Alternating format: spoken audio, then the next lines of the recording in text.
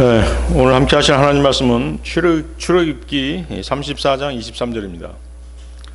출애굽기 34장 23절.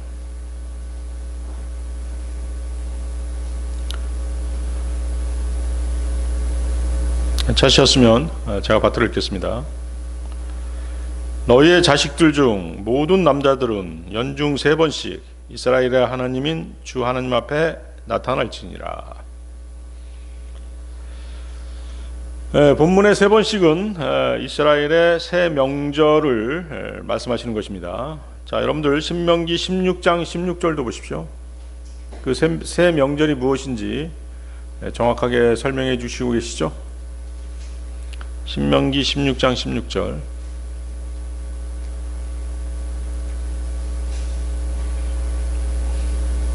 그 표준역 앱을 사용해서 이렇게 빨리 찾으셔도 됩니다. 자, 신명기 16장 16절. 너에게 속한 모든 남성들은 주 너희 하나님께서 선택하실 곳 안에서 한 해에 3번 그분 앞에 나타날지니 무교절과 칠칠절과 장막절에 그리할지니라. 그런즉 그들은 주 앞에 빈손으로 나타나지 말지니라. 자, 칠칠절하고 같은 말이 뭐죠? 오순절이죠. 오순절입니다. 그게 뭐냐면 오순할 때 순이 10이란 뜻이에요.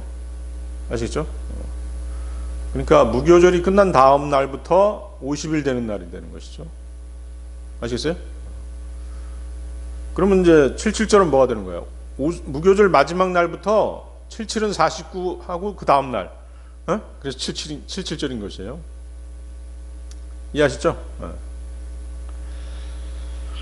그래서 이제 연중 3번씩 하나님의 성전에 올라가야 되는 명절이 바로 무교절, 오순절, 장막절인 것이죠.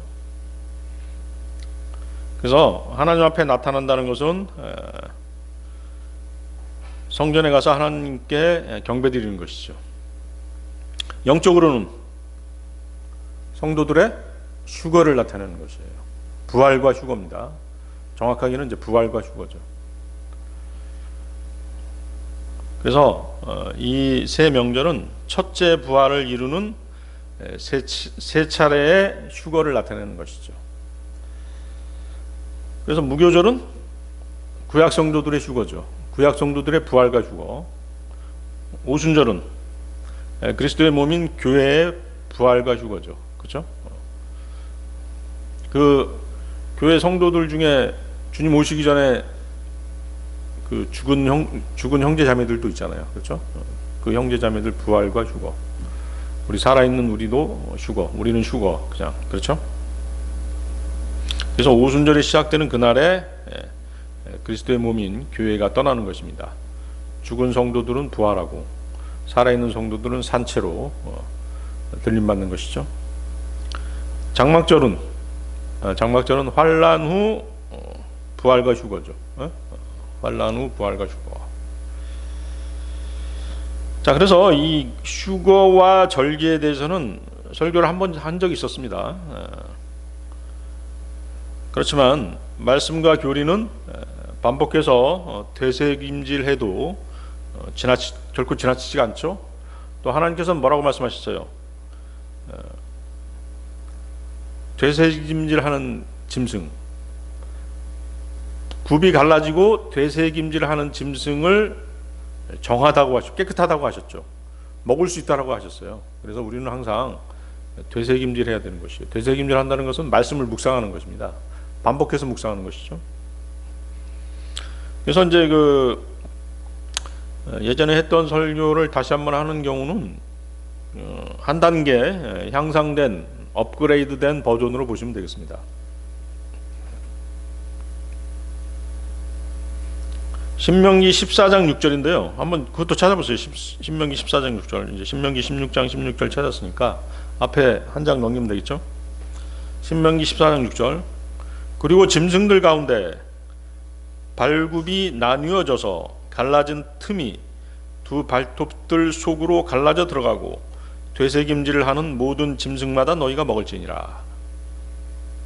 굽이 갈라지고 되새김질하는 짐승은 하나님께서 깨끗하다고 말씀하신 거예요. 그리고 먹을 수 있다라고 얘기하신 것이죠. 그래서 굽이 갈라졌다는 것은 뭘 말하는 것이죠? 굽이 갈라졌다. 성별이죠. 성도가 세상과 분리되어야 된다는 것이죠. 또 우리의 육신이 가지고 있는 아담 안에 있는 성품은 하나님의 성품을 따라서 분리시켜야 되는 것이죠.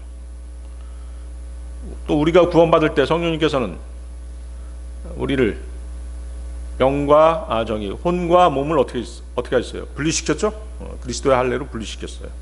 그 세 가지를 얘기하는 것입니다. 세상과의 분리, 또 아담의 성품과 하나님의 성품과 아담 안에 있는 성품을 버리고 하나님의 성품을 따르는 것. 세 번째, 그리스도의 할례. 요 세 가지죠. 자, 되새김질하는 동물들이 있죠. 그 초식 동물 중에 그 소나 양, 염소 같은 동물들이죠. 하나님께 그 제물로 희생 제물로 드리는 동물들이죠. 다 되새김질해요. 되새김질하는 게 뭐예요? 먹은 음식을 토에다가 다시 씹는 거죠. 그것은 바로 뭐라고요? 성도가 말씀을 묵상하는 것입니다. 성도들은 하나님의 말씀을 먹은 후에 되새김질해서 자신 안에 완전히 머물게 해야 되는 것입니다. 골로새서 3장 16절입니다. 그리스도의 말씀이 너희 안에 모든 지혜로 풍부하게 머물게 하라. 자, 그래서 오늘은 이 세 명절을 중심으로 성도들의 부활과 휴거에 대해서 하나님의 말씀을 나누는 시간을 갖도록 하겠습니다. 부활과 휴거의 명절들, 첫 번째 무교절입니다. 여러분들 레위기 23장 5절에서 8절 보십시오. 레위기 23장 5절에서 8절.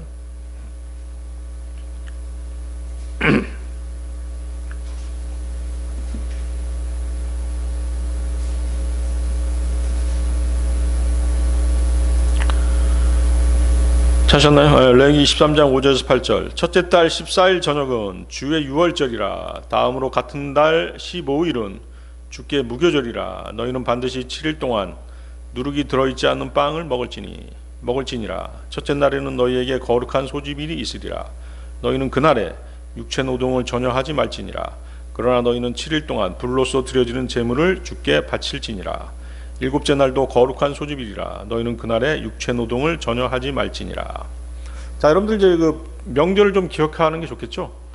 14일이 6월절이에요. 그리고 이제 15일부터 일주일 동안 무교절인 것이죠.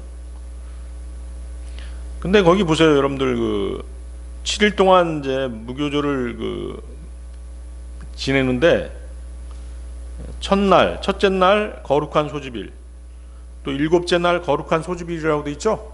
거룩한 소집일에다 밑줄 쳐보세요. 거룩한 소집일이 뭐예요? 특별한 안식일이죠. 특별한 안식일. 원래 안식일은 일주일에 한 번 있잖아요. 그렇죠? 일주일에 한 번 있는데 이렇게 명절 때는 특별한 안식일이 있는 것이에요. 아시겠죠? 여러분들이 그런 사실들을 알고 있어야 나중에 성경 읽을 때 술술 넘어갈 수가 있는 것이에요. 자, 유월절은 여러분들 잘 알고 계시죠? 이스라엘 백성들이 이집트에 있을 때 어린 양의 피로 첫 태생이 죽는 재앙을 넘어간 날이죠. 이는 예수 그리스도의 피가 우리를 하나님의 심판에서 넘어가게 하신다는 것의 예표죠. 주 예수님은 우리의 유월절 어린 양으로 죽임을 당하신 것입니다. 베드로전서 1장 18, 19절 말씀인데요. 너희가 알거니와 너희 조상들로부터 전통으로 받은 우리의 헛된 생활 방식에서 너희가 구속된 것은 은과 금같이 썩을 수 있는 것들로 된 것이 아니요 오직 금없고 점없는 어린 양의 피 같은 그리스도의 보배로운 피로 구속된 것이라. 어린 양의 피 같은 그리스도의 보배로운 피로 구속된 것이라. 자, 무교절에서 그 교자는 무슨 교자죠? 무교. 무자는 없을 무자고 교는 누룩이란 뜻입니다. 누룩 없는 빵을 먹는 명절이죠. 누룩 없는 빵을 먹으면서 이 무교절을 7일 동안 진행되는 것이에요. 그래서 유월절이 주님의 피로 성취된 성도들의 구속과 관계되는 절기라고 한다면, 유월절 다음 날인 무교절은 성도들의 믿음 생활과 관련이 있는 것이죠. 무교절에서의 교훈은 누룩을 얘기하는 것인데, 누룩의 뜻하는 게 뭐죠? 누룩이 상징하는 것, 죄와 불법, 속된 것, 위선, 거짓교리죠. 누룩은 빵에 넣었을 때 빵을 부풀게 하고 빵의 풍미를 더해줍니다. 그렇지만 그것은 이집트, 즉 세상에서의 잘못된 습관, 가치관, 잘못된 문화, 타락한 문화, 종교 등의 세상적인 것, 육신적인 것으로 믿음 생활에서는 버려야 할 것들이죠. 고린도전서 5장 7절인데요. 그러므로 오래된 누룩을 제하여 버릴지니 너희가 누룩이 들어있지 않은 자들로서 하나의 새 덩어리가 되게 하려는 것이라. 이는 바로 우리의 유월절 어린 양이신 그리스도께서 우리를 위하여 희생하셨기 때문이라. 이스라엘이 이집트에서 나온 날이 이제 구원받은 날이죠. 유월절을 통해 예수 그리스도의 피로 구속받은 성도들은 세상으로 상징되는 이집트와 세상 신인 사탄으로 비유되는 파라오로부터 떠나야 했던 것입니다. 그 다음 날인 무교절은 세상으로부터 분리되어서 살아야 하는 성도들의 구원받은 이후의 삶을 예표하는 것이죠. 따라서 무교절은 거룩한 성별의 명절인 것입니다. 무교절 기간에는 누룩 없는 빵을 먹고 주께서 정하신 장소로 나와서 집회를 갖습니다. 구원받은 성도들은 거룩한 삶을 살도록 요구받는 것입니다. 베드로전서 1장 16절인데요. 이는 기록되기를 내가 거룩하니 너희도 거룩하라 하셨기 때문이라. 그렇죠? 자, 아담과 하와가 범죄함으로써 하나님과의 관계가 어떻게 됐어요? 단절돼 버렸죠? 그 하나님과의 끊어진 단절된 그 관계를 회복시키기 위해서 누가 오신 것이에요? 예수님이 오셨죠. 그렇지만 우리가 지금 읽었다시피 하나님께서는 거룩하신 분이잖아요. 거룩하신 하나님과의 관계를 지속적으로 가지려면 뭘 먼저 없애줘야 돼요? 죄를 없애야 되는 것이죠. 그렇죠? 그래서 예수님이 희생되신 것이에요. 그리고 이제 예수님의 피로 우리가 구원받았죠. 그래서 하나님께 다가갈 수 있게 된 것이죠. 하나님과 교제할 수 있게 된 것이에요. 그렇지만 하나님께서는 거룩하신 분이기 때문에 우리가 믿음 생활을 하면서도 짓는 죄들을 어떻게 해요? 계속 자백하고 말씀의 물로 씻고 해서 그 교제의 끈을 놓지 말아야 되는 것이에요. 아시겠죠? 그 말씀을 하고 계신 것이에요. 무교절은 그런 의미가 있는 것이죠. 그래서 무교절은 먹고 마시고 즐기는 날이 아니라 구원받은 이후의 성도들의 고난의 삶을 예표하는 것이죠. 구원받은 이후의 삶이 항상 그 즐겁고 꽃길만 있는 것이 아니죠. 고난의 삶인 것이에요. 누룩 없는 빵, 곧 고난의 빵을 먹는 것이 성도의 믿음 생활인 것입니다. 누룩이 안 들어간 빵은 맛이 없어요. 여러분들 먹어봤는지 모르겠는데 맛이 없습니다. 우리 그 주의 만찬에서 빵 한 조각씩 먹잖아요. 근데 그 맛있다고 하는 사람도 있긴 있던데 오랫동안 빵을 안 먹어봐서 그런 것이죠. 누룩이 들어있지 않으면 사실 빵이 맛이 없습니다. 그래서 이제 그 그리스도인들이 누룩이 들어있지 않은 자들이라는 것은 죄를 안 짓는다는 뜻이 아니죠. 예수 그리스도의 피로 모든 죄와 허물과 불법을 씻음받은 자라는 뜻이에요. 그리스도인들은 아담 안에 있던 부패한 옛사람의 행위들을 하나님의 말씀의 물과 성령님의 새롭게 하심과 예수 그리스도의 피로 정결케 된 사람들이죠. 따라서 묵은 누룩을 제거하라는 명령은 과거 아담 안에 있던 옛사람의 악한 습성을 버리고 구원받은 이후에 짓는 죄들을 자백하고 회개해서 주님과의 교제가 막히지 않게 하라는 것입니다. 잠언 28장 13절 자기 죄들을 감추는 자는 번성하지 못하리라. 그러나 죄들을 자백하고 버리는 자는 누구나 자비를 얻으리라. 요한일서 1장 9절 만일 우리가 우리의 죄들을 자백한다면 그분께서는 신실하시고 정의로우셔서 우리에게서 우리의 죄들을 용서하시고 모든 불의에서 우리를 정결하게 하시느니라. 자, 무교절의 첫날과 마지막 날은 특별한 안식이라고 말씀드렸죠. 그래서 그날은 아무 노동도 해서는 안 됩니다. 안식일 날은 아무것도 해서는 안 되잖아요. 그래서 본문에 거룩한 소집일이라고 표현되어 있는 날이 바로 이제 특별 안식일인 것이에요. 원래 안식일은 일주일에 한 번씩인데 언제부터 언제예요? 금요일 일몰서부터 저녁, 금요일 저녁 일몰서부터 토요일 저녁 일몰 때까지죠. 그렇죠? 이게 이제 매주 지키는 안식일이죠. 그런가 하면 무교절 등 그 명절에 특별히 지키는 안식일이 있는 것이에요. 그 안식일을 성경에서는 명절의 중대한 날 혹은 큰 날이라고 부르죠.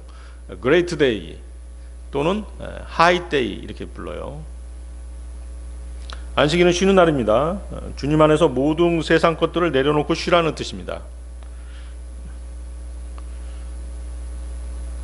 구약 율법 아래서는 육체적인 쉼을 말씀하셨다면 신약 성도들에게는 물리적인 안식이 아닌 영적인 안식을 주셨죠.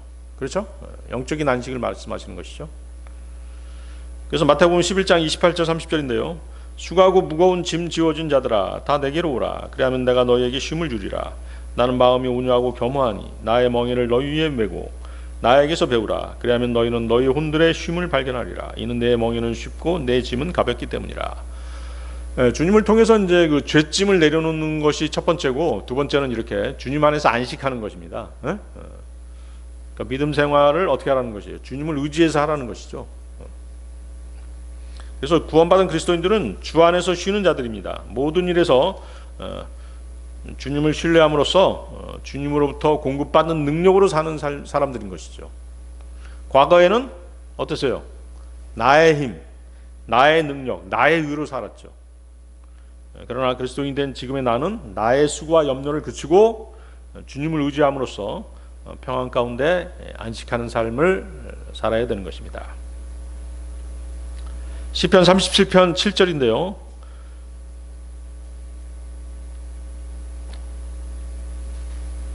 주 안에서 쉬고 인내하며 그분을 기다리라.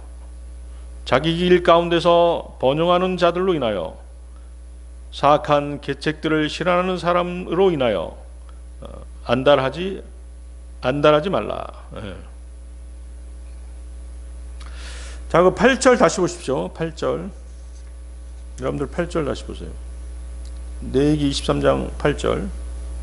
너희는 7일 동안 불로써 드려지는 제물을 주께 바칠지니라. 일곱째 날도 거룩한 소집이리라. 너희는 그날의 육체 노동을 전혀 하지 말지니라. 7일 동안 주님께 그 번제물, 음식제물, 죄를 위한 제물을 드리고 마지막 날도 특별한 안식일로서 거룩한 집회로 모이라고 말씀하십니다. 무교절의 첫날이, 자, 잘 알아두세요. 지금 무교절에는 두 번의 특별한 안식일이 있다고 말씀드렸죠?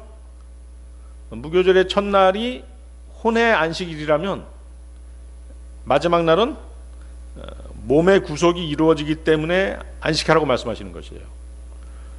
자, 지금 우리가 구원받았다라고 하는 것은 무엇이 구원받은 것이에요? 혼이 구원받은 것이죠. 그리고 주님 오시면 몸이 완전히 이제 그때 완전히 구속받는 것이죠. 그렇죠? 몸은 아직 구원받은 상태가 아니잖아요. 우리가 이제 주님 오셔야지만이 휴거되면서 주님과 같은 몸으로 바뀌는 것이잖아요. 그렇죠? 그래서 첫날은 혼의 구속, 마지막 날은 몸의 구속이죠. 이해하시겠어요? 그래서 혼의 안식이 혼의 구원을 의미한다면 몸의 안식은 마지막 육신의 구속인 것입니다. 그래서 하나님께서 육신을 입고 이 땅에 오셔서 자신의 몸으로 모든 일을 이루셨기 때문에 우리에게 쉬라고 하신 것이에요. 근거 없이 쉬라고 하신 것이 아니잖아요. 주님께서 십자가에서 뭐라고 말씀하셨어요? 돌아가시면서 다 이루었다라고 말씀하셨죠? 주님께서 다 이루어 놓으신 것이에요. 옛날처럼 막 내가 힘써서 뭘 하려고 하지 말라는 것이죠. 주님께 다 의지하면 되는 것이에요. 그래서 우리의 믿음 생활은 오직 주님의 능력을 의지하는 것이죠. 구원도 주님의 능력으로 받고 구원받은 이후의 믿음 생활도 주님의 능력으로 주님의 능력을 공급받아서 하는 것입니다. 그래서 무교절은 이제 어때요? 무교절은 7일 동안 진행되죠. 7은 완전수죠. 그래서 성도들의 전생애를 의미하는 것입니다. 이것이 무교절이 7일 동안 진행되는 이유인 것이죠. 성도는 전생애 동안 하나님과의 교제 가운데 하나님을 영화롭게 해드리면서 거룩함을 이루어 나가야 되는 것입니다. 자, 유월절, 즉 구원받을 때 누룩이 제거되지 않죠. 그렇죠? 구원받은 후 말씀에 따라 살아가면서 누룩을 제거하고 거룩함에 이르도록 그렇게 훈련해야 되는 것입니다. 잘 들어보세요. 또 여러분들 지금 유월절 다음 날이 무교절이었죠. 무교절 첫날이 안식일이었습니다. 그렇죠? 그 안식일 다음 날이 무슨 날인지 아세요? 초실절이에요. 초실절. 그러니까 유월절, 무교절, 초실절이 연속해서 있는 것이에요. 이해하시겠죠? 초실절. 그래서 14일이 유월절, 15일이 무교절, 16일이 뭐가 되는 것이에요? 초실절이 되는 것이죠. 그래서 이 초실절은 무교절에 포함되는 절기죠. 무교절 안에 있는 것이에요. 그래서 초실이다. 실자가 열매 실자잖아요. 그래서 수확의 첫 열매를 주님께 드리는 날이죠. 그래서 이 첫 열매라고 하면은 여러분들 성경 읽다 보면 어때요? 첫 태생은 내 것이다 이런 표현 나오죠. 그래서 첫 열매는 모두 주님의 소유가 되는 것입니다. 땅의 첫 열매, 태의 첫 열매 등 모든 첫 열매는 모두 주님의 소유인 것이죠. 또 예수님은 하늘로부터 처음 나신 분이시죠. 또 주님은 죽은 자들로부터 부활하신 첫 열매가 되시는 분이시죠. 주님은 많은 거듭난 사람들 가운데 처음 난 분이세요. 아시겠죠? 골로새서 1장 18절. 그리고 그분께서는 몸된 교회의 머리시라. 그분께서는 시작이시요 죽은 자들로부터 첫째로 나신 분이시라. 곧 그분께서는 모든 것들 안에서 월등함을 지니려 하심이라. 계시록 1장 5절. 그리고 신실한 증인이시오 죽은 자들 중에서 첫째로 나신 분이시오 땅의 왕들의 통치자이신 예수 그리스도로부터 나온 은혜와 평안이라. 따라서 초실절은 처음 나신 분이신 예수 그리스도의 부활을 기념하는 절기인 것입니다.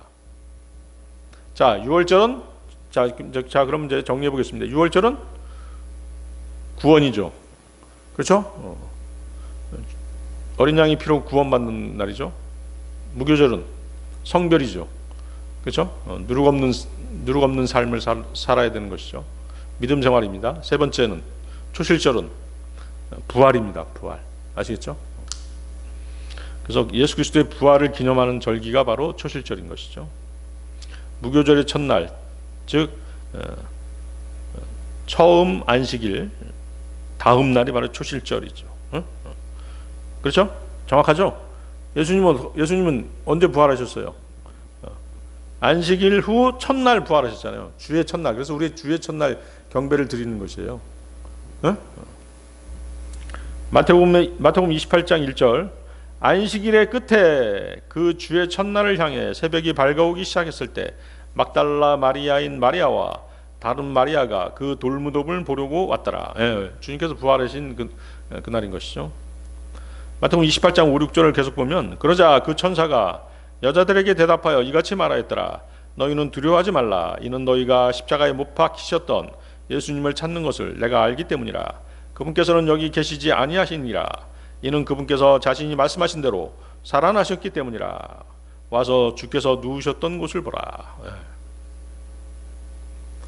하나님께서 안식일 후 첫날에 초실절을 지키게 하신 것은 주님께서 부활의 첫 열매로서 자신을 주께 드리고 부활하셔서 하나님 아버지께 자신을 보이신 날이기 때문입니다. 이날은 그 수확한 첫 곡식단을 드리는 날이에요. 그래서 어떻게 드리냐면 흔들어서 드리는 거죠. 흔들어서 요제로 드리는 것이죠. 이것은 주님의 부활 때 함께 부활한 구약 성도들을 예표하는 것입니다. 그래서 열매가 아니라 열매들이 되는 것이죠. 주님께서 그 부활 승천하실 때 구약 성도들도 같이 데려가셨잖아요. 그렇죠? 고린도전서 15장 20절. 그러나 이제 그리스도께서 죽은 자들로부터 살아나셨고 잠자던 자들의 첫 열매들이 되셨느니라. 구약 성도들은 자신들의 죄를 동물의 피로 씻었죠.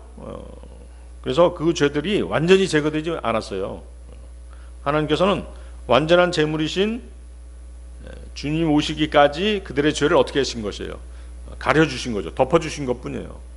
주님의 오심으로써, 주님이 피를 흘리심으로써 이제 죄가 제거되는 것이죠. 히브리서 10장 1절에서 4절 말씀인데요.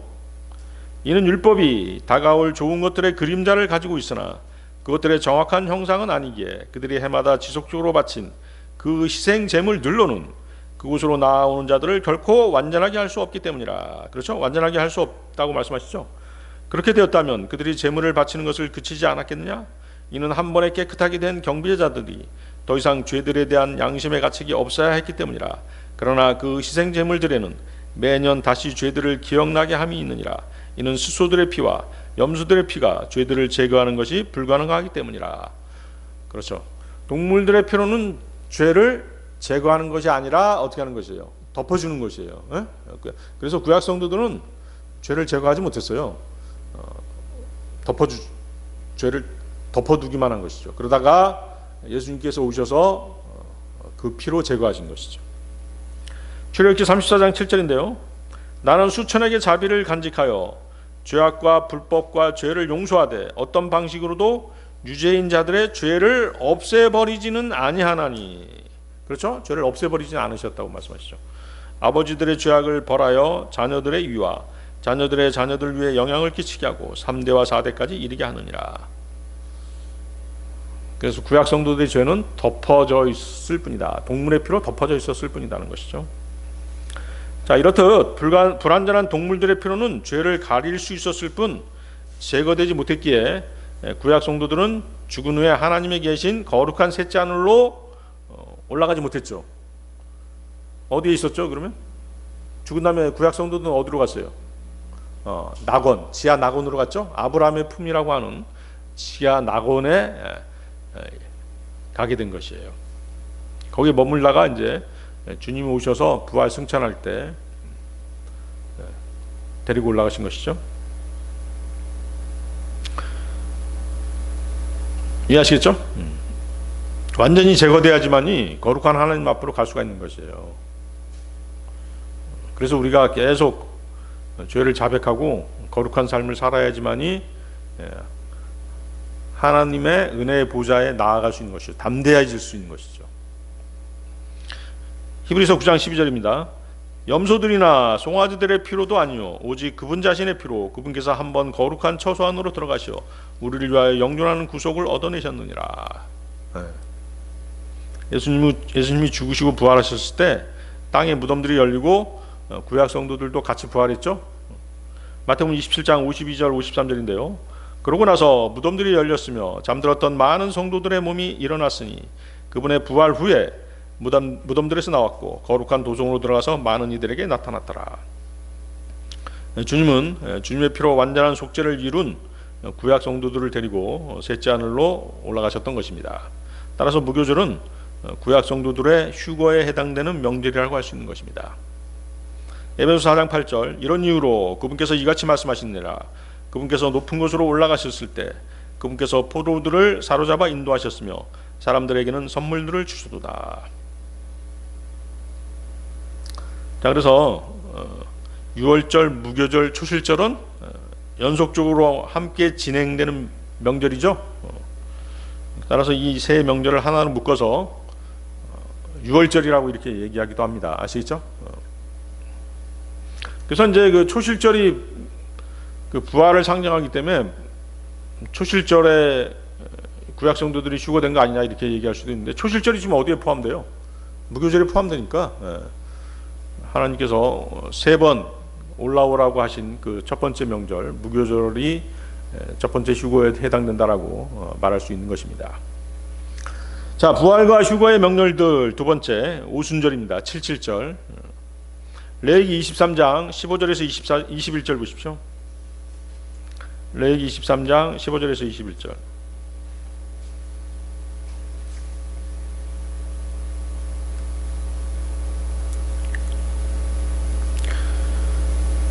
그런 다음에 너희는 그 안식일이 지나고 이튿날부터 곧 너희가 흔드는 제물의 단을 가져온 날부터 너희에게 계산할지니 7번의 안식일들을 채울지니라. 곧 너희는 7번째 안식일의 이튿날까지 50일을 계수할지니라. 그래서 오순절이죠. 그런 다음에 새로운 음식 제물을 주께 바칠지니라. 너희는 너희의 거처들에서 10분의 2 용량으로 만든 흔드는 빵 2덩이를 가져올지니라. 그것들을 고운 곡물가루로 만들지니 누룩과 더불어 그것들이 구워지게 할지니라. 그것들은 주께 드리는 첫 열매들이라. 그리고 너희는 그 빵과 더불어 1년 되고 흠없는 어린 양 7마리와 어린 숫송아지 1마리와 순양 2마리를 바칠지니라. 그것들은 그것들의 음식 제물과 그것들의 음료 제물들과 함께 주께 드리는 번제물이니 곧 불로서 드려지는 제물이요 주께 감미로운 향기니라. 그때 너희는 죄 제물로서 염소들 중에서 취한 새끼 1마리를 희생제물로 바치고 1년 된 어린 양 2마리를 화평제물들에 속한 희생제물로 바칠지니라. 그런 다음에 제사장은 첫 열매들의 빵과 함께 흔드는 제물로 그것들을 주 앞에서 흔들지니 어린 양 2마리로 그리할지니라. 그것들은 제사장을 위하여 주께 거룩하게 되리라. 그리고 너희는 그 해당일에 그것이 너희에게 거룩한 소집일이 되도록 공포할지니라. 너희는 그날에 육체 노종을 전혀 하지 말지니라. 그것은 너희의 세대들에 거쳐 너희의 모든 주거지들에서 영원토록 규례가 되리라. 거룩한 소집일이 또 나오죠. 이게 특별 안식일이라는 것이죠. 그래서 거룩한 소집일 나오면 무조건 특별한 안식일, 그렇게 생각하시면 되겠습니다. 자, 14일의 유월절을 지낸 이스라엘은 다음날 15일 이른 아침에 서둘러서 이집트를 떠나게 됩니다. 그래서 급하게 준비한 밀가루 반죽을 가지고 나왔죠. 그러다 보니까 어때요? 빵 반죽에 누룩을 넣지 못했죠. 그래서 누룩 없는 빵을 구워 먹어야 했던 것입니다. 그래서 이날을 기념한 것이 무교절인 것이죠. 이집트를 떠난 이스라엘 백성들이 바로 하나님의 첫 열매들로 초실절의 시작인 것이죠. 그러니까 이스라엘 백성들 자체가 뭐가 된 거예요? 열매가 된 것이에요. 하나님의 첫 열매. 이해하시죠? 광야 생활을 하는 동안에는 하나님께서 공급하시는 만나를 먹었죠. 그리고 가나안 땅에 정착해서는 그때서야 이제 비로소 땅의 열매들을 먹었던 것이죠. 그래서 그 초실절에 수확의 첫 열매 단을 하나님께 드릴 수 있었던 것입니다. 그리고 그때부터 수확을 본격적으로 시작하죠. 수확을 해서 50일째 되는 날, 수확을 완전히 마치는 때가 바로 오순절인데 있는 것이에요. 따라서 오순절은 밀수확의 첫 열매 명절인 것이죠. 첫 열매 한 단어, 첫 열매 한 단이든 그 열매들로 만든 빵이든 그것은 첫 열매란 뜻으로 주께 자신을 드리는 헌신을 의미합니다. 거듭난 그리스도인들은 첫 열매들을 소유한 사람이며 첫 열매들의 한 종류인 것이죠. 로마서 8장 23절입니다. 거기다 로마서 8장 23절이라고 써놓으세요. 그리고 그들뿐 아니라 성령의 첫 열매들을 소유한 우리 자신도 그러하니 바로 우리 스스로도 우리 자신 안에서 신음하며 입양을 기다리고 있으니 곧 우리 몸의 구속이라. 자, 우리가 구원받은 것도 뭐예요? 우리 구원받은 그리스도인들도 뭐라는 것이에요? 첫 열매라는 것이죠. 아시겠죠? 첫 열매들. 이스라엘도 어때요? 첫 열매들이고 우리도 첫 열매들이고. 아시겠어요? 야고보서 1장 18절 그분 자신의 뜻에 따라 친히 진리의 말씀으로 우리를 낳으셨으니 우리로 하여금 그분의 창조물들 중 첫 열매들의 한 종류가 되게 하려 하심이라. 자, 레위기 23장 17절 보십시오. 너희는 너희의 거처들에서 10분의 2 용량으로 만드는 흔드는 빵 2덩어리를 가져올지니라. 그것들을 고운 곡물가루로 만들지니 누룩과 더불어 그것들이 구워지게 할지니라. 그것들은 주께 드리는 첫 열매들이라. 자, 오순절에 흔드는 재물, 요제라고 말씀드렸죠. 흔드는 재물을 요제, 이렇게 올려서 드리는 재물이 있어요. 올려서 드리는 재물을 뭐라고 그래요? 거제라고 얘기하죠. 거제. 나중에 요제, 거제 나중에 한 번 더 설명하겠습니다. 그렇게 하면 오늘은 그렇게까지만 알아두세요. 그래서 오순절에 요제로 드리는 빵은 누룩 없는 빵이 아니라 뭐예요? 누룩이 들어있는 빵 2덩어리를 드린다고 말씀하시고 계시죠? 네? 무교절에는 누룩 없는 빵을 먹었잖아요. 근데 오순절에는 뭘 드려요? 누룩이 들어있는 빵 2덩어리를 드리죠.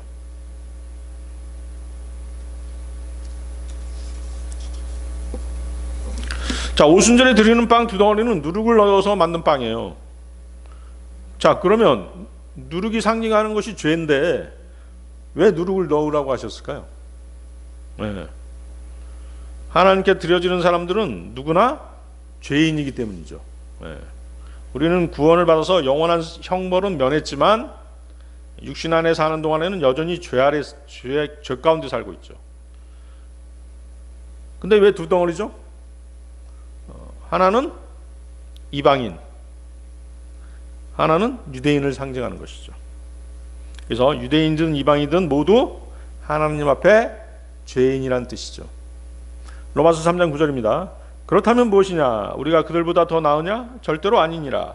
이는 우리가 앞서 유대인들과 이방인들 모두를 입증하여 그들이 다 죄 아래 있다고 하였기 때문이라.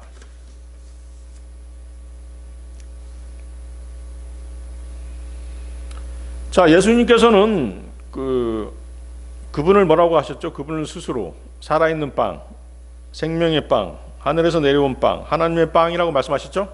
네. 우리는 생명의 빵이신 주님을 먹을 수는 없죠. 빵이신 예수님을 먹는다는 것은 뭐예요? 주님께서는 뭐예요? 내 살을 먹어야 된다고 그랬잖아요. 내 살을 먹고 내 피를 마시라고 말씀하셨잖아요. 주님의 살을 어떻게 먹습니까? 근데 그 의미가 뭐예요? 영적인 의미가 뭐예요?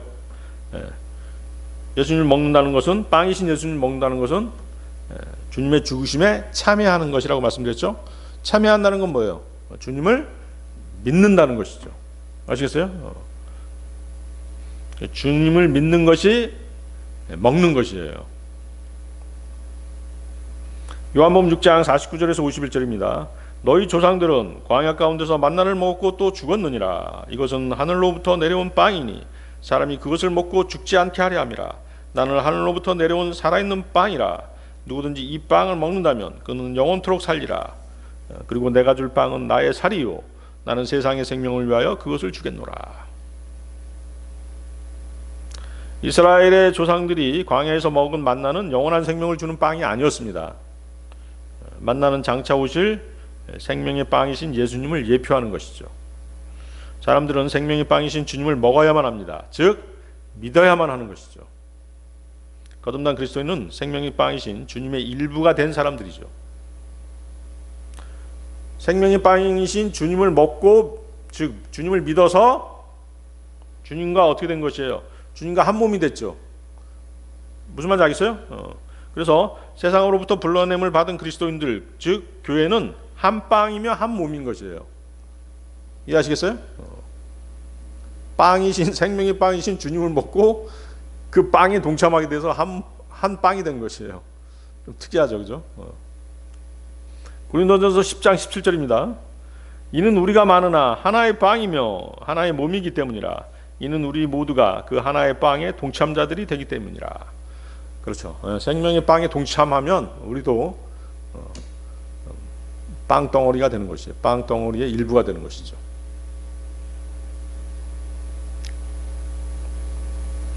그래서 오순절에 드리는 희생물들은 정기적인 수확절에 드리는 것으로 감사와 더불어 드리는 성도의 희생과 헌신을 나타냅니다. 자, 무교절이 뭐였어요? 성별이었죠? 오순절은 희생과 헌신이죠. 주님께서 주신 은혜와 복을 누릴 때 주께 먼저 감사하고 자신을 주께 드리는 헌신이 우선인 것이죠. 우리가 매주 드리는 헌금과 희생과 봉사와 섬김도 마찬가지죠.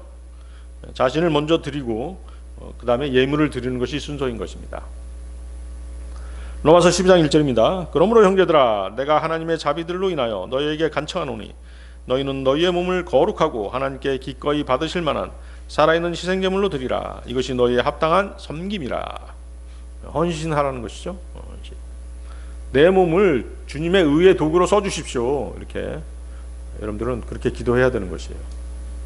그래서 여러분들이 주님의 의의 도구로 쓰이려면 자신의 죄를 다 자백해야 되겠죠. 자백하고 주님의 말씀으로 또 성령의 새롭게 하심으로 주님의 보혈로 씻음을 받아야 되는 것입니다. 고린도후서 8장 5절 그들이 이것을 행하였으니 오히려 먼저 그들 자신을 주께 드리고 하나님의 뜻에 의하여 우리에게도 준 것이라. 그렇죠? 헌신한 다음에 그 다음에 이제 연보를 낸 것이에요. 아시겠어요? 그 순서를 정확하게 말씀하고 계시잖아요. 자, 오순절은 주님께서 부활하신 후 50일째 되는 날이라고 말씀드렸죠. 자, 초실절에 부활하셨다고 그랬잖아요. 그로부터 50일 되는 날이 오순절이죠. 그래서 오순절은 주님께서 부활하신 후 50일째 되는 날이고 승천하신 지 열흘이 지났을 때 열흘이 지난 때예요. 부활 승천하신 후에 열흘이 지난 때죠. 그때 이제 주님은 떠나실 때 뭐라고 말씀하셨어요? 예루살렘을 제자들한테 뭐라고 말씀하셨냐면 예루살렘을 떠나지 말고 권능을 입을 때까지 그곳에서 기다리라고 말씀하셨어요. 권능을 입을 때까지. 권능은 어떻게 입는 것이죠? 권능은 어떻게 입는 것이에요? 바로 성령님이 오실 것이다. 너희가 성령을 받아야 된다. 이제 그 말씀을 하신 것이에요. 그래서 오순절에 성령님께서 강림하셨죠. 네? 그래서 오순절은 성령 강림절입니다. 네? 성령 강림절이죠. 사도행전 2장 1절 3절입니다. 이후에 오순절 날이 완전히 임하자 그들이 모두 한 뜻이 되어 한 장소에 있었더라. 이윽고 갑자기 세차고 막강한 바람에서 나온 것 같은 소리가 하늘로부터 임하였으니 그것이 그들이 앉아있던 온 집을 채웠더라. 그리고 마치 불로 인한 것 같은 갈라진 혀들이 그들에게 나타났으며 그것이 그들 각 사람 위에 안착하였더라.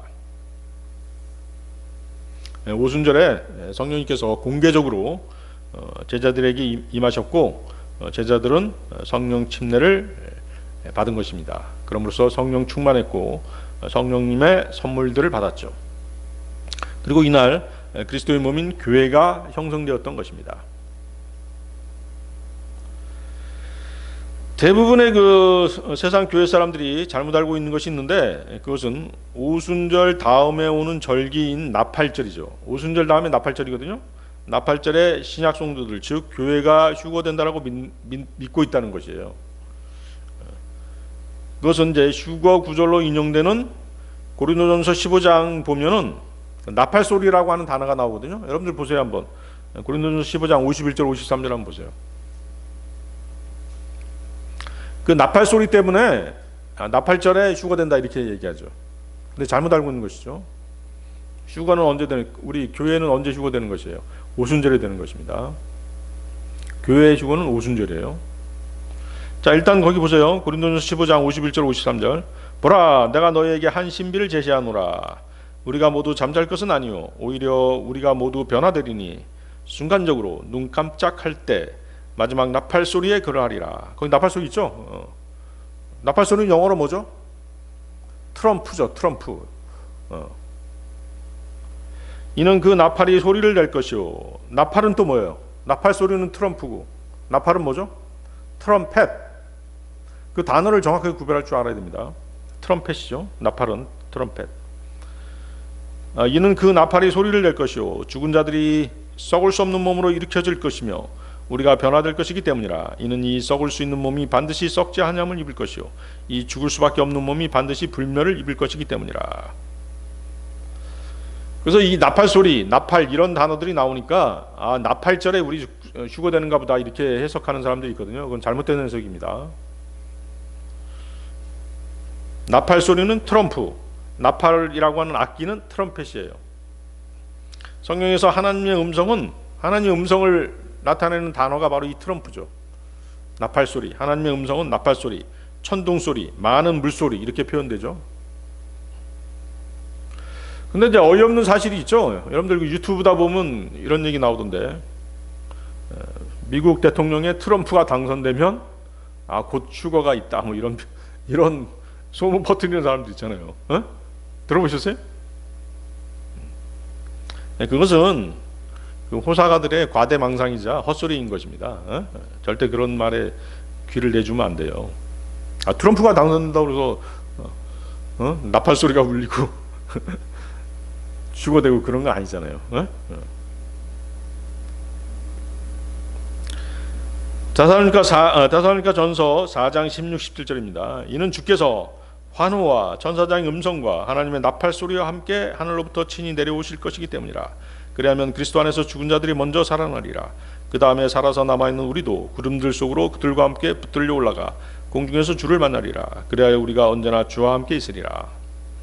자, 이 나팔 소리, 그래서 이 나팔 소리, 트럼프와 나팔절을 연결지어서 나팔절에 교회가 휴거된다라고 믿는 사람들이 있다는 것이죠. 잘못된 믿음이죠.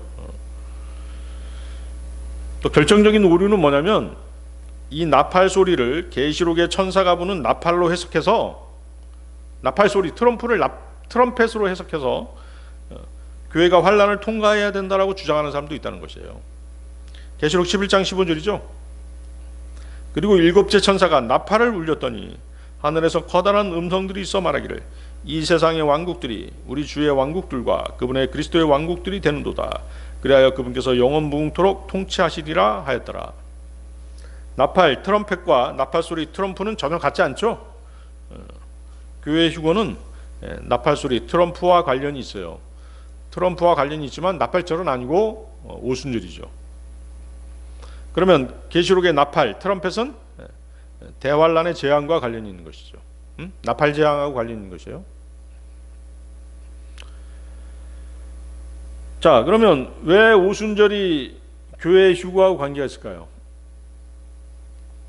오순절이 뭐예요? 수학의 첫 열매 명절이기 때문이죠.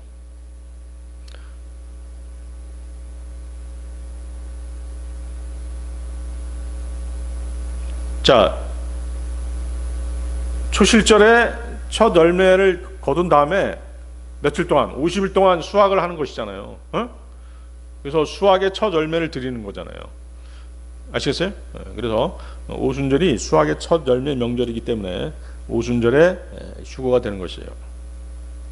오순절에 또 교회가 형성됐죠. 그래서 교회는 오순절에 휴거되는 것입니다. 구약의 율법 역시 오순절이 주어졌어요. 율법은 유대적으로 셋째 달에 주어지는데 그달이 바로 5월에서 6월 사이가 되는 것이죠. 자, 여러분들 그 아가서 한번 보세요. 아가서, 솔로몬의 아가서 2장 10절에서 13절 보세요.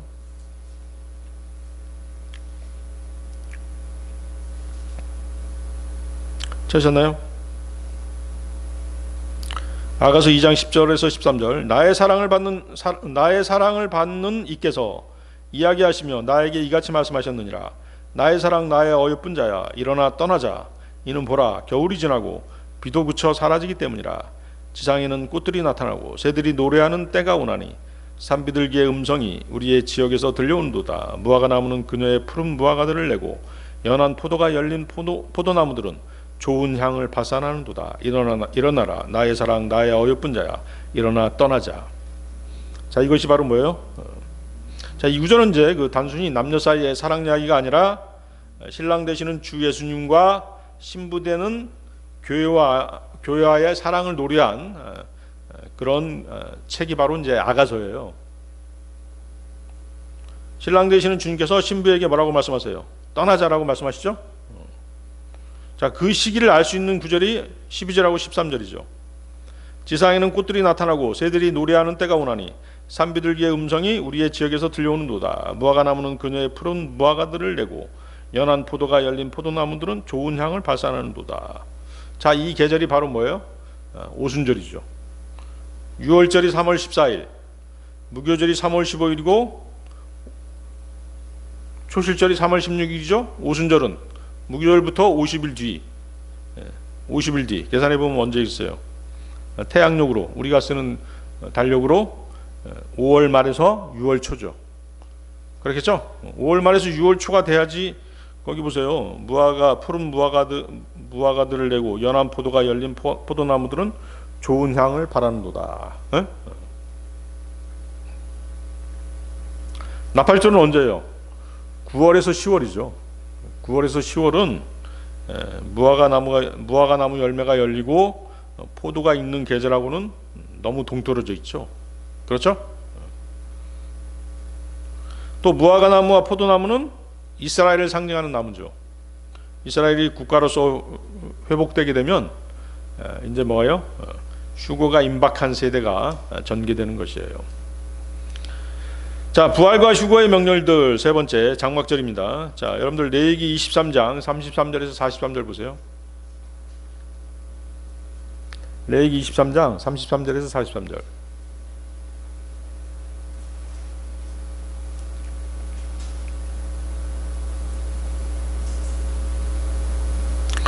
그리고 주께서 모세에게 이같이 일러 말씀하셨느니라. 이스라엘 자녀들에게 이같이 일러 말하라. 이 일곱째 달의 15일은 7일 동안 주를 위한 장막절이 되리라. 첫째 날에는 거룩한 소집이 있으리라. 너희는 그날에 육체 노동은 전혀 하지 말지니라. 7일 동안 너희는 불로써 드려지는 제물을 주께 바칠지니라. 여덟째 날은 너희에게 거룩한 소집이 되리라. 그리고 너희는 불로써 드려지는 제물을 주께 바칠지니라. 그것은 엄숙한 집회니라. 그런즉 너희는 그날의 육체 노동을 전혀 하지 말지니라. 이것들은 주의 명절들이니 너희는 그것들을 거룩한 소집일로 공포하여 불로써 드려지는 제물을 주께 바치되 번제물과 음식제물, 희생제물과 음료제물들을 저마다 그의 날에 바칠지니라. 이것들은 주의 안식일들 외에 너희의 예물들 외에 너희의 모든 서원들 외에 너희의 모든 자유의지로 드리는 제물들 외에 너희가 주께 드리는 것이라. 또한 너희가 그 지역에서 열매를 거두어 들은 때인 일곱째 달 15일에 너희가 7일 동안 주께 명절을 지킬지니라. 첫째 날이 안식일이 될 것이요 여덟째 날도 안식일이 되리라. 그리하여 너희는 첫째 날에 보기 좋은 나무들의 원가지들과 종려 나무들의 가지들과 굵은 나무들의 원가지들과 시내의 버들들을 너희에게 취할지니라. 그런 다음에 너희는 주 너희 하나님 앞에서 7일 동안 크게 기뻐할지니라. 그리고 너희는 연중 7일을 주께 명절로 그것을 지킬지니라. 그것은 너희 세대들 가운데 영원토록 규례가 되리라. 너희는 일곱째 달에 그것을 기념할지니라. 너희는 7일 동안 초막들 안에서 지낼지니라. 이스라엘인들로 태어난 자들은 모두 초막들 안에서 지낼지니 내가 이스라엘 자녀들을 이집트 지역에서 데리고 나왔을 때 친히 그들을 초막들 안에서 지내게 하였다는 것을 너희의 세대들로 하여금 알게 하려 함이라. 나는 주 너희 하나님이로다. 그래서 장막절을 다른 말로 뭐라고 그래요? 초막절이라고 하기도 하죠. 그리고 거기 거룩한 소집일이 계속 나오죠. 장막절의 첫날이 거룩한 소집일 안식일이고 장막절이 끝난 다음 그 다음 날 여덟째 날도 거룩한 안식일이 된다는 것이죠. 그래서 장막절은 가을 거지를 마치고 드리는 명절로서 가장 큰 명절이죠. 자, 유대적으로 일곱째 달 9월 말에서 10월 초가 됩니다.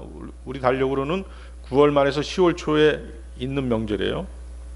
그래서 첫째 날에 뭐가 있어요? 첫째 날에 나팔절이 있습니다. 나팔절은 주님의 재림의 절기죠. 주님의 재림의 절기고 흩어진 이스라엘인들을 한데 모으는 날입니다. 첫째 날이 나팔절이고 10일, 그달 10일에 뭐가 되는 것이요? 속죄일이에요. 속죄일이고 그 다음에 이제 15일부터 일주일간이 장막절이죠. 그래서 장막절의 첫째 날과 장막절이 끝난 여덟째 날이 큰 날, 즉 특별 안식일이 되는 것이죠. 자, 그러면 어떻게 돼요? 우리 일곱 명절이 다 나왔죠? 일곱 명절. 자, 처음에 뭐 있어요? 유월절, 그 다음 무교절, 초실절, 그 다음에 이제 77은 49에서 77절, 오순절이죠? 오순절이 이제 5월 말에서 6월 초, 그 다음에 이제 9월, 10월 초, 9월 말에서 10월 초가 뭐가 돼요? 첫째 날이 나팔절, 그 다음에 10일이 속죄일, 대속죄일, 그 다음에 15일이 장막절인데 일주일 동안. 아시겠어요? 그렇게 일곱 명절이 다 이제 다 나와버린 것이에요. 그래서 장막절은 다른 말로 뭐라고 한다? 초막절 또는 수장절이라고 하기도 해요. 왜? 열매들을 모으는 달이거든요. 그래서 수장절이라는 표현도 쓰죠. 그리고 이제 이 장막절은 그 해의 마지막 명절이죠. 그래서 그 해의 수확을 마치는 시기에 모인다고 해서 수장절이다 하는 것이죠. 초막을 짓고 출애굽 때의 그 40년 광야 생활을 기념한다는 의미죠. 초막 또는 장막은 광야에서 혹은 믿음의 순례길에서 잠시 거하는 처소를 의미합니다. 우리의 육신은 믿음의 순례길에서 잠시 머무는 장막인 것이죠. 그렇죠? 우리의 육신, 영원히 가지고 다닐 육신이 아니란 말이에요. 주님 오시면 완전히 주님과 같은 몸으로 바뀌는 것이죠. 우리의 몸과 이 세상은 우리에게 영원한 집, 영구한 초소가 아니라는 것입니다. 우리가 머물 수 있는 영원한 초소는 저 하늘에 있죠. 고린도후서 5장 1절, 이는 만일 땅에 속한 우리의 이 장막집이 분해된다 해도 우리가 하나님께 속한 한 건물 곧 사람들의 손으로 지어지지 아니하고 하늘들의 영존하는 한 집을 갖고 있음을 우리가 알기 때문이라. 하늘들의 영존하는 한 집, 그렇죠? 우리가 휴거되면 주님과 같은 영원 불멸의 몸을 입게 될 것을 말하는 것입니다. 고린도전서 15장 49절, 그런즉 우리가 땅에 속한 첫사람의 형상을 지닌 것 같이 우리가 하늘에 속한 둘째 사람의 형상 또한 지니게 되리라. 자, 첫사람은 아담이고 둘째 사람은 예수 그리스도 우리 주님이시죠. 자, 그러면 세상은 주님의 탄생일을 언제로 잡아요? 네? 지금 세상은 주님이 언제 태어나셨다고 말하고 있죠? 성탄절 12월 25일로 잡고 있죠? 그러나 성경적으로 보면 어떻게 돼요? 주님께서 이 땅에 오신 날, 주님께서 육신을 입고 이 땅에 오신 날은 장막절이에요.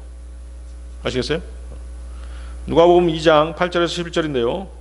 그리고 바로 그 지방에는 밤에 자신들의 양떼에 대한 파수를 지키며 들에 거하고 있는 목자들이 있었더라. 그리고 보라, 주의 천사가 그들에게 다가왔고 주의 영광이 그들 주위를 비추었으니 그들이 심히 무서워하였더라. 그러자 그 천사가 그들에게 이같이 말하였더라. 보라, 내가 너희에게 크나큰 즐거움의 좋은 소식들을 가져오나니 두려워하지 말라. 이 즐거움은 모든 백성에게 임하리라. 이는 다윗의 도시에서 이날 한 구원자가 너희에게 태어나셨기 때문이라. 그분은 주이신 그리스도시나. 주님이 탄생하신 날 목자들이 들에 거하였다라고 말씀하시죠. 만약에 날씨가 12월이었으면 어떻게 됐어요? 들에 거할 수가 없잖아요. 거기서 먹고 자고 할 수가 없잖아요. 추워서.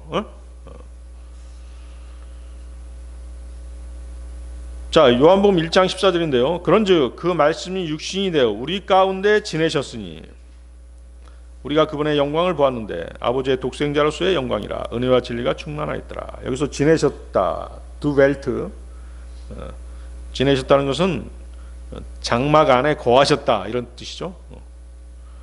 이스라엘이 광야 생활할 때 하나님께서는 이스라엘 진영의 정중앙 어디에 거하셨어요? 성막에서, 장막 같은 말입니다. 타버나클, 성막에서 그들과 함께 거하셨죠. 계시록 21장 3절입니다. 그리고 내가 하늘에서 나오는 커다란 목소리를 들었는데 이같이 말하였더라. 보라, 하나님의 성막이 사람들과 함께 있으니 그분께서 그들과 함께 거하실 것이요 그들은 그분의 백성이 될 것이요 하나님께서는 친히 그들과 함께 계시며 그들의 하나님이 되시리라. 그래서 이제 이 장막절은 그 천년왕국에서도 계속 지켜지게 됩니다. 전 세계 모든 민족이 장막절을 지키려고 예루살렘으로 올라와야 되는 것이죠. 스가랴서에 나와 있죠. 스가랴서 14장 16절. 그리고 이러한 일이 있으리니 예루살렘을 대적하러 온 모든 민족들 중 남겨진 모든 자마다 만군의 주이신 왕께 경배를 드리고 장막절을 지키려고 해마다 올라가기까지 하리라. 자, 대환란 때에도 뭐예요? 환란 성도들이 부활하고 휴거가 되죠. 환란 때에 들림받은 성도들은 누구죠? 환란 때에 들림받은 성도들, 이스라엘 12지파에서 선별된 14만 4천 명, 또 순교했다가 부활해서 휴거되는 성도들이죠. 또 짐승의 표를 받지 않고 승리한 자들이죠. 이런 사람들이 이제 휴거되는 것이에요. 자, 그렇지만 이제 적그리스도의 박해를 피해서 도망갔거나 에돔의 그 페트라로 도피해서 주님의 보호를 받은 사람들은 육신을 입고 주님과 함께 천년왕국에 들어가게 되는 것이죠. 자, 그 다음에 이제 잘 들어보세요. 나팔절 다음에 속죄일, 속죄일 다음에 장막절이라고 말씀드렸어요. 이게 연속해서 계속 있게 되죠. 앞에서 유월절, 무교절, 초실절이 연속해서 있는 것처럼 나팔절, 속죄일, 장막절도 연속해서 있어요. 그래서 이 세 명절을 통칭해서 장막절 이렇게 얘기하기도 합니다.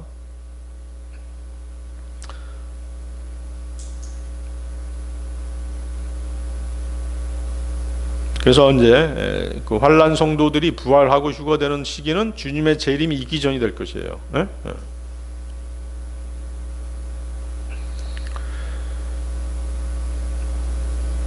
그렇죠? 잘 한번 생각해 보세요, 여러분들.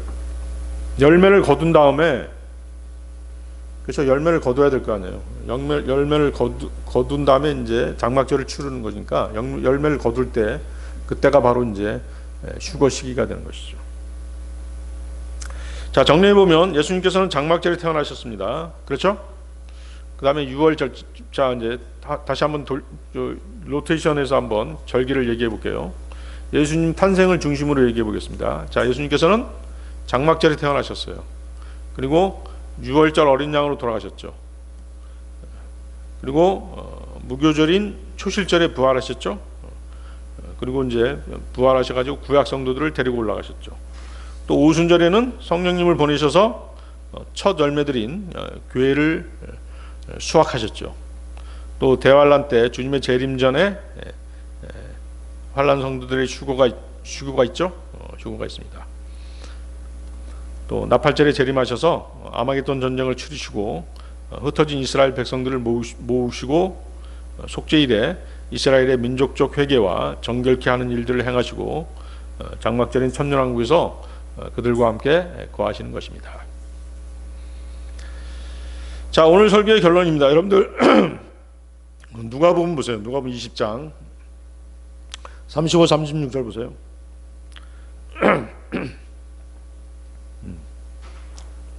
누가복음 20장 35절 36절.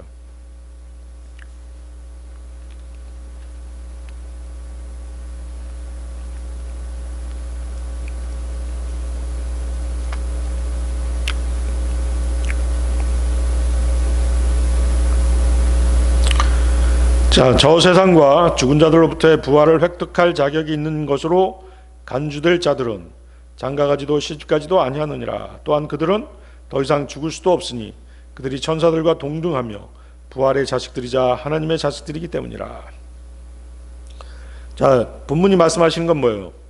죽은 자들의 부활이 아니라 죽은 자들로부터의 부활이죠. 자, 그 단어의 뜻, 죽은 자들의 부활이 아니라 죽은 자들로부터의 부활. 자, 마르다가 이렇게 얘기합니다. 자기 오라비 나사로가 죽은 자들의 부활인 일반적인 부활 때 살아날 것을 믿는다라고 그렇게 고백하죠. 그러니까 주님께서 뭐라고 얘기하십니까? 요한복음 11장 25, 26절 보면 나는 부활이요 생명이라. 나를 믿는 자는 비록 그가 죽었을지라도 그가 살리라. 그리고 누구든지 살아서 나를 믿는 자는 결코 죽지 아니하리라 하고 말씀하시죠. 죽은 자들의 부활은 천년왕국이 끝난 다음에 최후의 백보자 심판 때에서 부활하죠. 그러나 죽은 자들로부터의 부활은 세 번에 걸쳐서 있죠. 세 번에 걸쳐서 있는데 첫 번째는 뭐예요? 첫 열매인 구약 성도의 부활과 휴거. 그렇죠? 초실절이죠. 두 번째 추수 오순절이죠. 신약 성도들의 부활과 휴거. 마지막 이삭 죽기 장막절이죠. 환난 성도들의 부활과 휴거죠. 이해하시겠어요? 그래서 자, 이것들은 순서에 관계없이 모두 첫 열매들이라고 성경은 말씀하세요. 첫째 열매, 둘째 열매, 셋째 열매가 아니라 모두 다 첫째 열매들을 이렇게 얘기하시죠. 모두 다 첫째 열매들이고 첫째 부활로 불리죠. 자, 이 부활에 동참하면 둘째 사망, 즉 영원한 불호수에 떨어지는 영원한 멸망과는 전혀 관련이 없게 되는 것이죠. 자, 오늘 여기까지 하겠습니다. 다 같이 기도하시겠습니다.